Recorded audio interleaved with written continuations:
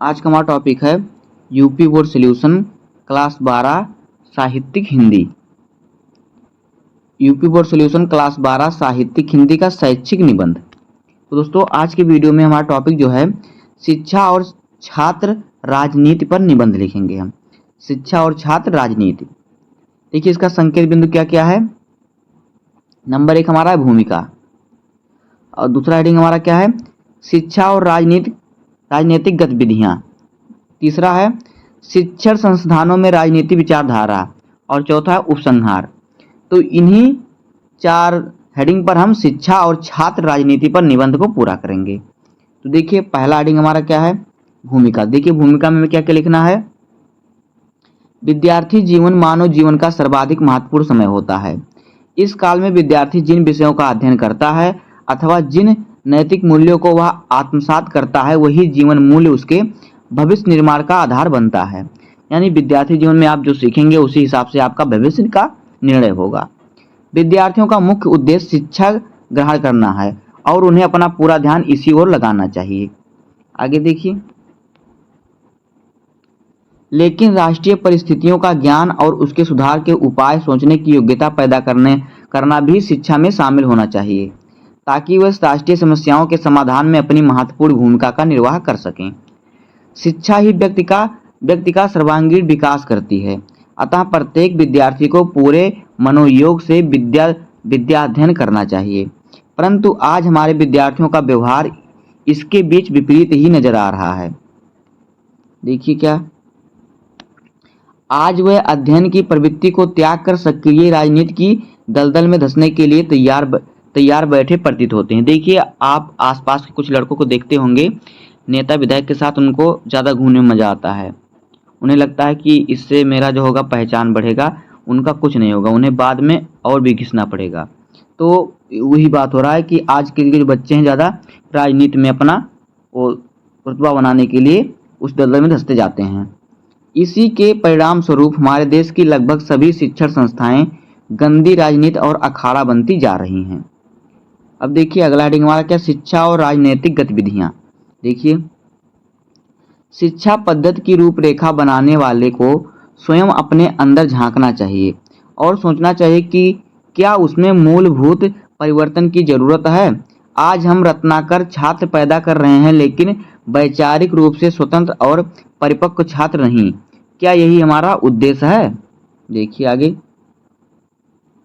विद्यार्थियों का मूल उद्देश्य शिक्षा प्राप्त करना होता है, जिसमें उन्हें पूरे लगन के साथ लगे रहना चाहिए, वरना उनके ज्ञान अर्जन के कार्य में व्यवधान पड़ जाता है। वह कहते हैं कि एक सजग एवं प्रबुद्ध नागरिक होने के नाते उन्हें निश्चित ही राजनीतिक नीतियों और गतिविधियों के प्रति जागरूक अवश्य हो रहना चाहिए, परंतु सक्रिय राजनीति में प्रवेश करना किसी भी प्रकार उचित नहीं है। यदि छात्र सक्रिय और दलगत राजनीति में फंस जाते हैं तो शिक्षा के श्रेष्ठ आदर्श को भूलकर वे अपने मार्ग से भटक जाते हैं। सक्रिय राजनीति में प्रवेश से पहले उन्हें अपनी शिक्षा पूरी करनी चाहिए। अगर उन्हें राजनीति ही करना है, नेता विधायक के साथ ही रहना है, तो उन्हें पहले क्या करना चाहिए, अपनी शिक्षा पूरी कर लेना चाहिए। उसके बाद अपना बिजनेस जो अपना काम करना, उन्हें अपना काम करने के बाद, शिक्षा ग्रहण करने के बाद अपना काम करते रहें और राजनीति में भी अपना थोड़ा समय देते रहें, तब जान लिए उचित है। जहाँ तक सक्रिय राजनीति की शिक्षा प्राप्त करने का प्रश्न है, जो तिलक, खोखले और गांधी जैसे अनेक नेताओं के उदाहरण हमारे सामने हैं, जिन्हें ऐसी किसी शिक्षा की आवश्यकता कभी नहीं पड़ी। आगे देखिए,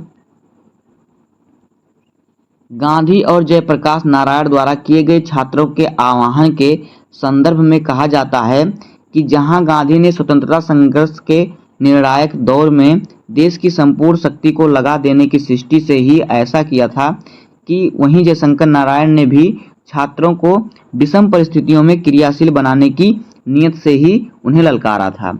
वास्तव में उपरोक्त दोनों नेताओं सहित अन्य बड़े बड़े नेताओं ने देश के विद्यार्थियों समुदाय को यही परामर्श दिया है कि वे पूर्ण निष्ठा व लगन के साथ अपनी पढ़ाई करें तथा नई नई ऊंचाइयों को छुएं।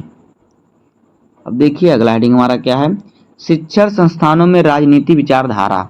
देखिए शिक्षण संस्थान यानी विद्यालयों में जहाँ पर शिक्षा दी जाती है। शिक्षण संस्थानों में राजनीति के बीज बोने का काम राजनीति दल करते हैं। ये राजनीतिक छात्रों की विशेषताओं से भली भांति परिचित होते हैं। वह जानते हैं कि युवा विद्यार्थी प्रायः आदर्शवादी होते हैं और उन्हें आदर्श से प्रेरित किया जा सकता है। उन्हें यह पता होता है कि संगठित छात्र शक्ति असीम होती है। उन्हें यह भी ज्ञान होता है कि विद्यार्थी वर्ग एक बार किसी को अपना नेता मान लेने के बाद उस पर पूर्ण निष्ठा रखने लगता है। वह इस तथ्य से भी परिचित होते हैं कि सामान्यतया छात्र समुदाय राजनीति की टेढ़ी चालों तथा उनके पीछे छिपे स्वार्थों को ताड़ पाने की परिपक्व बुद्धि में उनके बुद्धि नहीं होती है, परिपक्व बुद्धि से युक्त नहीं होते हैं। उन्हें टेढ़ी राजनीति के बारे में कुछ पता नहीं होता है। इन्हीं बातों को देखते हुए राजनीतिज्ञ अपनी स्वार्थ पूर्ति के उद्देश्य से उन्हें सक्रिय राजनीति में घसीटने के कुत्सित प्रयास करते हैं। यह स्पष्ट है कि राजनीति में विद्यार्थी स्वयं नहीं जाते, बल्कि स्वार्थी राजनीतिज्ञ यानी जो राजनेता होते हैं वो लोग ही उन्हें उसमें खींचने का यत्न करते हैं। इसकी पूरी संभावना है कि राजनीतिक छात्र शक्ति को अपने हित साधन का माध्यम बनाते ही रहेंगे। उन्हें अपना कार्य भी करते रहना चाहिए और राजनीति भी करते रहना चाहिए। अगर वो राजनीति में करना चाहते हैं तो उन्हें अपनी पढ़ाई छोड़कर ऐसा नहीं करना चाहिए। अब देखिए अगला हेडिंग हमारा उपसंहार, लास्ट हेडिंग देखिए। अतः कहा जा सकता है कि छात्र शक्ति को सही मार्गदर्शन देते हुए राष्ट्रहित में उसका योगदान सुनिश्चित करना जरूरी है। छात्र संघों के चुनाव अनेक राज्यों में प्रतिबंधित हैं। छात्र संघों से राजनीति और सत्ता को घबराहट होती है।